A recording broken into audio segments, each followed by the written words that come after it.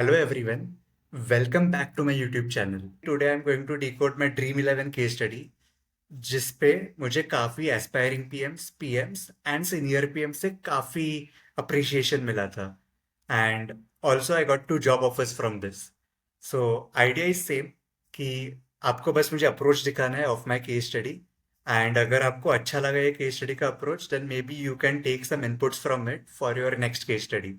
Idea इसके 10 to 15 minutes में बस प्रोसेस का आइडिया देना है. तो नेक्स्ट टाइम अगर सिमिलर केस स्टडी आपको करना है तो मे be you can follow this approach and may be आपको भी जॉब मिल जाएगा इससे. So let's dive into the case study part. I will just share my screen. Idea of the case study was simple कि हम लोग cricket fans है, हम लोग को ड्रीम 11 का कंपनी का कल्चर भी अच्छा लगता है, तो उनके लिए एक केस स्टडी सॉल्व करके मे बी ड्रीम 11 में जॉब मिल जाए अगर ये किया तो. सो this was the entire agenda of even thinking कि ड्रीम 11 का केस स्टडी करना है. सो हमने स्टार्ट वही किया कि यार ठीक है, ड्रीम 11 में जॉब तो चाहिए, लेकिन कौन सा प्रॉब्लम स्टेटमेंट उठाना चाहिए, what is the exact problem which dream 11 might be facing, वही नहीं पता था.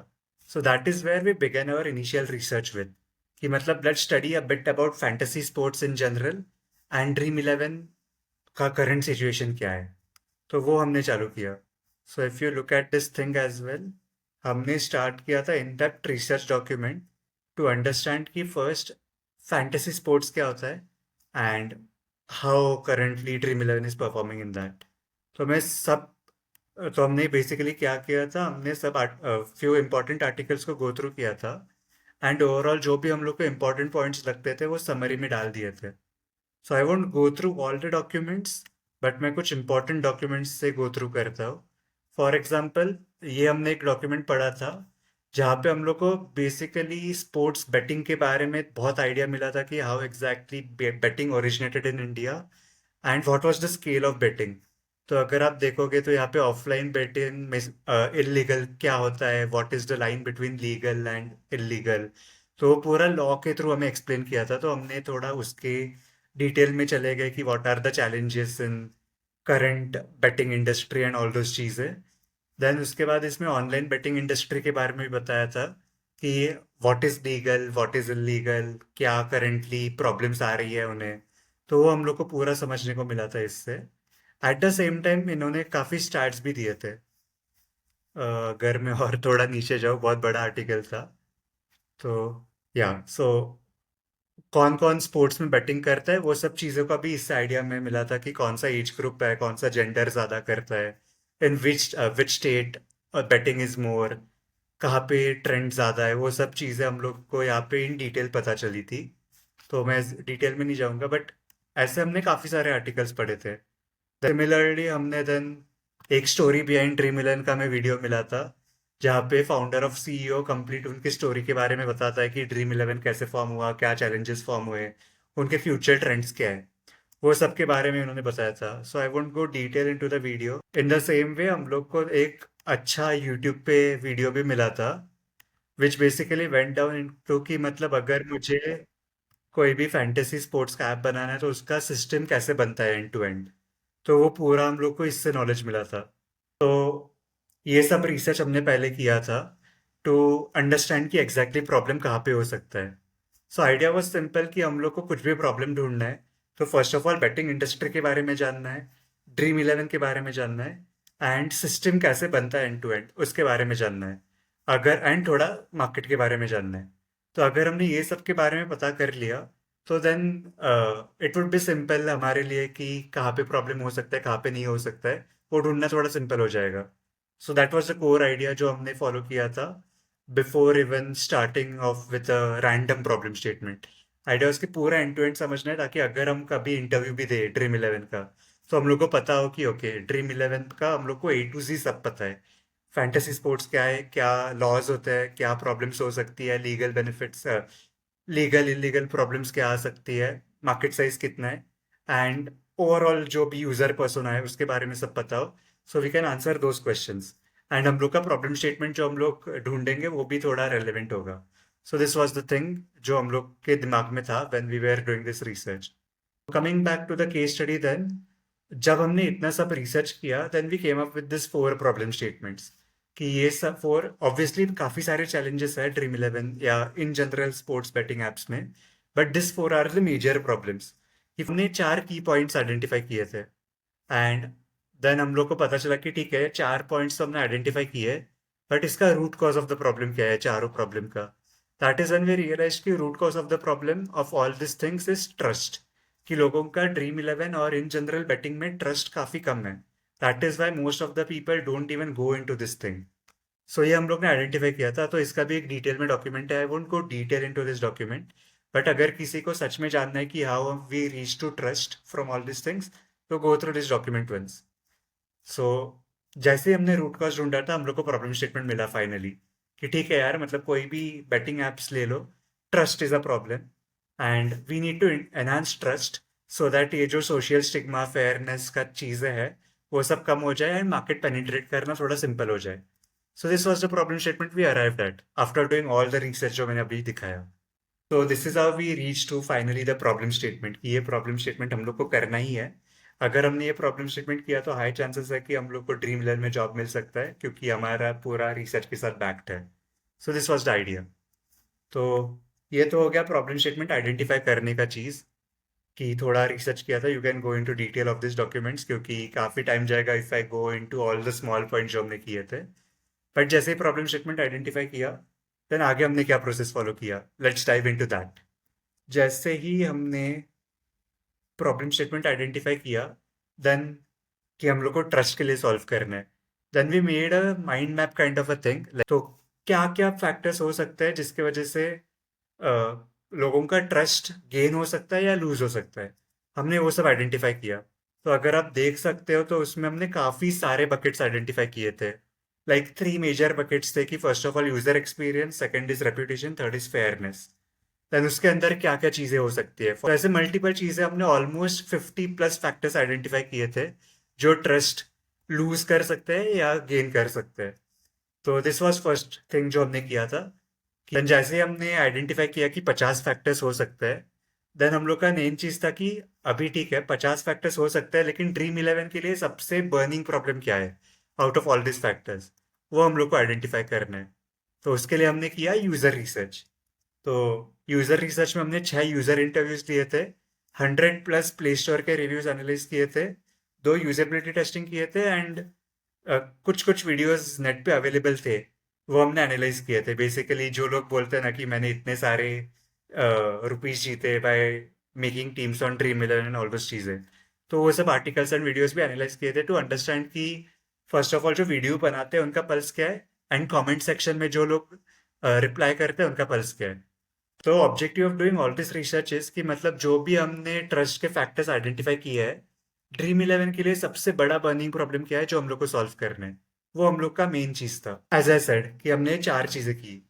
तो what I would suggest is go through this folder once, जहाँ पे हमने पूरा डिटेल में लिखा है। कि फॉर एग्जांपल मैं यूजर रिव्यू एनालिसिस देखता हूँ, तो जो भी हमने इंपॉर्टेंट फैक्टर्स आइडेंटिफाई किए थे उसके अंदर रिव्यूज जो हमने पढ़े थे उससे हम लोग को क्या इंसाइट्स मिले थे वो हमने एक जगह पे नोट डाउन किए थे। सिमिलरली हमने जो भी इंटरव्यूज लिए थे उसका इन डेप्थ एनालिसिस यहाँ पे किया था, कि मतलब what is the perception of users when it comes to Dream Eleven when compare to competitors. And also जो हमने फैक्टर्स आइडेंटिफाई किए थे, हर एक फैक्टर पे हमने वो इंटरव्यूज को रेट किया था कि what is the perception of users on all the factors which we had mentioned. And last में हम लोग के की इनसाइट्स हमने डाले थे। तो हमने इन डेप्थ ऐसे रिसर्च किया था on with 6 users and Play Store analysis. And then when it comes to usability testing, हमने किया था कि मतलब हमने बेसिकली 2 यूजर्स को 30 रुपीज़ दिए थे एंड बोला था कि हम लोग आपको 30 रुपीज़ दे रहे हैं, आप टीम बनाओ आपका एंड आप कोई कॉम्पिटिशन में पैसे लगाओ। तो बेसिकली हम लोग को उनका पूरा यूजर जर्नी जानना था, कि अगर कोई पैसे लगा रहा है तो उसका थॉट प्रोसेस क्या होता है when he is betting on a particular team और प्लेयर्स बेसिकली। तो वो सब चीज़ें हमने की थी to basically understand the pulse of users, जिससे हम आइडेंटिफाई कर सके कि एग्जैक्ट प्रॉब्लम क्या है। तो जब हमने ये सब चीज़ें किया था, तो हम लोग को बेसिकली एक पॉइंट समझ में आया कि emotional disconnect is the major problem.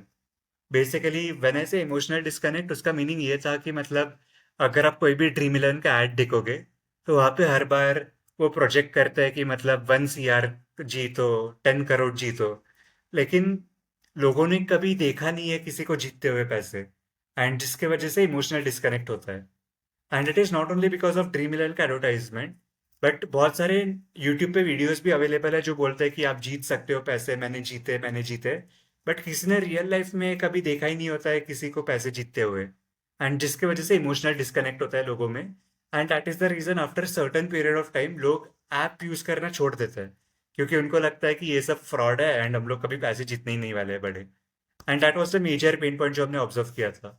Again अगर आपको डिटेल में जाना है तो ये डॉक्यूमेंट है, ये डॉक्यूमेंट आप देख सकते हो कि हमने कैसे प्रायोरिटाइज किया, कौन से फैक्टर्स पे प्रायोरिटाइज किया, एंड इन डिटेल डॉक्यूमेंट है। बट जिससे हम लोग ने आइडेंटिफाई किया कि कोर प्रॉब्लम जो हम लोग को सॉल्व करना है, विच would help us improve trust, is emotional disconnect. तो हम लोग को उस पर नैरो डाउन करना है। तो just I want to recap कि अभी तक मैंने क्या क्या कवर किया है, बिकॉज आई थिंक थोड़ा हैवी हो गया होगा। तो first of all we started कि हम लोग को जॉब चाहिए ड्रीम इलेवन में। तो ड्रीम इलेवन में जॉब चाहिए तो ऑब्वियसली एक अच्छा प्रॉब्लम स्टेटमेंट ढूंढना पड़ेगा।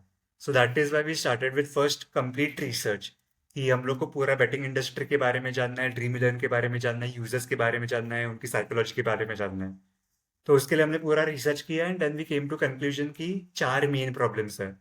तो वो 4 मेन प्रॉब्लम का हमने रूट कॉज आइडेंटिफाई किया कि ओके, ये 4 मेन प्रॉब्लम का रूट कॉज है ट्रस्ट।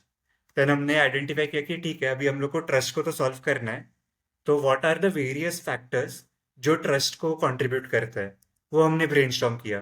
देन जैसे हमने वो मल्टीपल फैक्टर्स ब्रेनस्टॉर्म किए थे, देन हमने यूजर रिसर्च किया टू आइडेंटिफाई कि बेसिकली मेजर फैक्टर क्या है in case of Dream Eleven जो ट्रस्ट को डिक्रीज कर रहा है।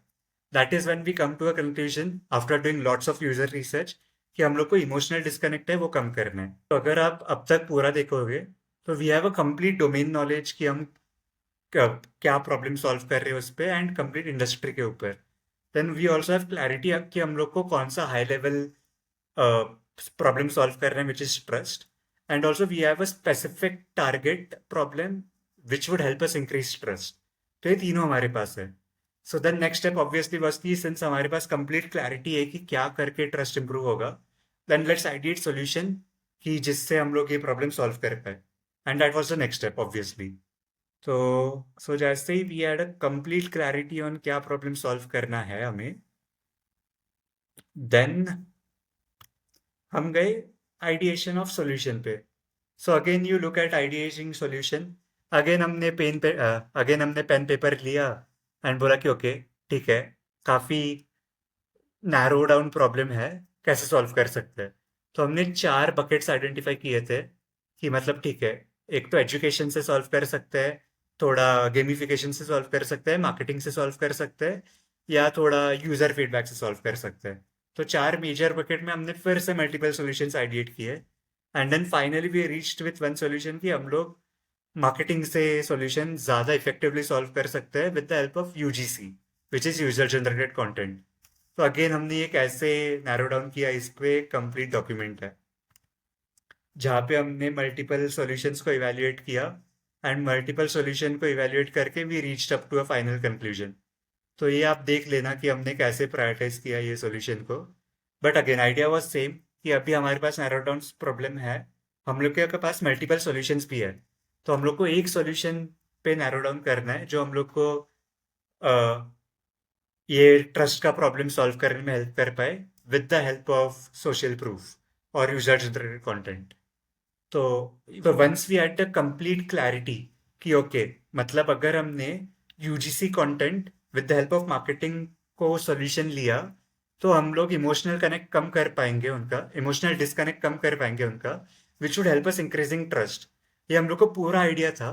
That is when we went into defining की एग्जैक्ट सॉल्यूशन कैसे हो सकता है, and then we started with user flows.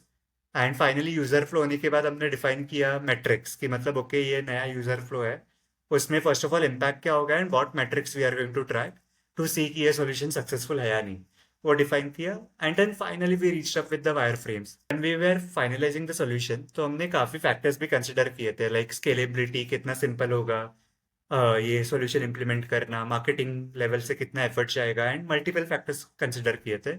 जिसमें हमने इसको सबसे ज़्यादा प्रायोरिटी दिया था। एंड देन फाइनली उसके थोड़े लो लेवल या हाई लेवल वायर फ्रेम्स बनाए थे, जिससे अगर कोई ये केस स्टडी दिख रहा होगा तो उसका आइडिया आ जाएगा कि मतलब हम क्या करने का सोच रहे हैं। तो this was the complete case study of dream 11। मैंने 10 to 15 मिनट्स में कंप्लीट करने का ट्राई किया है कंप्लीट केस स्टडी, ताकि आपको आइडिया मिल जाए कि मतलब अगर आपको भी केस स्टडी करना होगा तो किस लेवल पे केस स्टडी किया तो आपको मोस्ट ऑफ द अप्रिशिएशन मिल सकता है from PM's and senior PM's, and obviously job opportunities में मिल सकती है।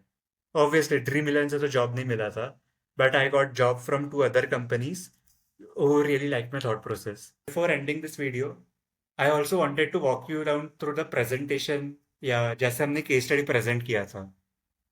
अगर आप देखोगे the way I had represented the case study as well,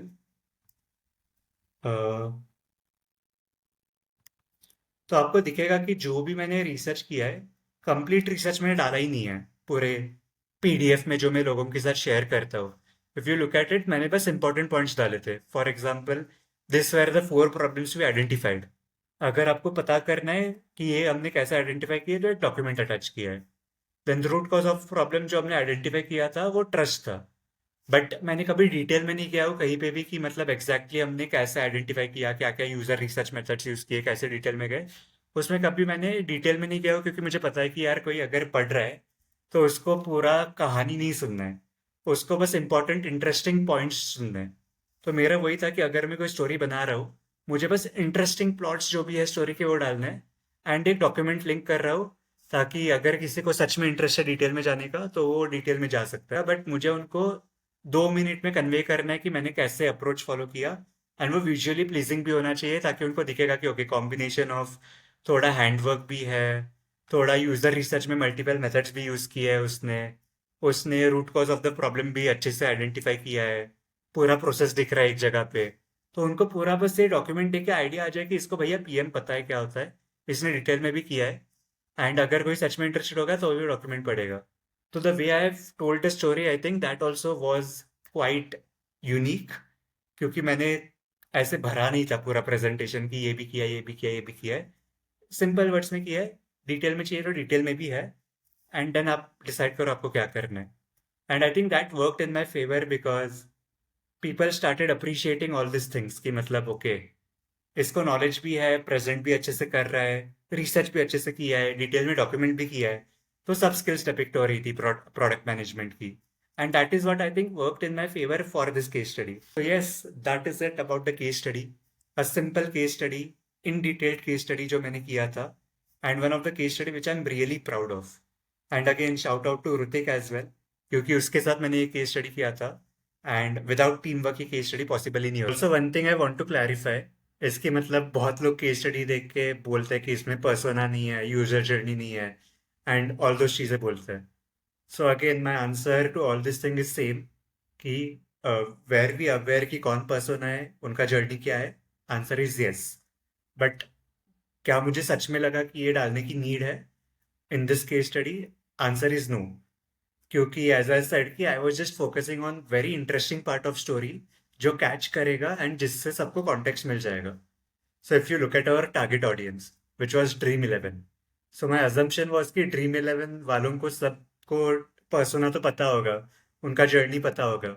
So I don't want to focus more time on that. So I was always thinking from the storytelling perspective, from POV of Dream 11, कि कोई Dream 11 का बंदा देख रहा है तो उसको क्या करना चाहिए, rather than generic template follow करना चाहिए। And that is the approach which I had followed, कि मतलब ड्रीम 11 को मुझे पिच करना है, एंड उनके हिसाब से आई वॉन्ट टू डिसाइड कि मुझे क्या डालना है केस स्टडी में, क्या नहीं डालना है। बट या आंसरिंग दैट क्वेश्चन जो मुझे बहुत लोग पूछते हैं, obviously we had idea about कि कौन पर्सोना टारगेट कर रहे हैं, उनका जर्नी क्या and everything, but in the context of pitching to Dream 11 हमें लगा कि इंपॉर्टेंट नहीं है ये डालना।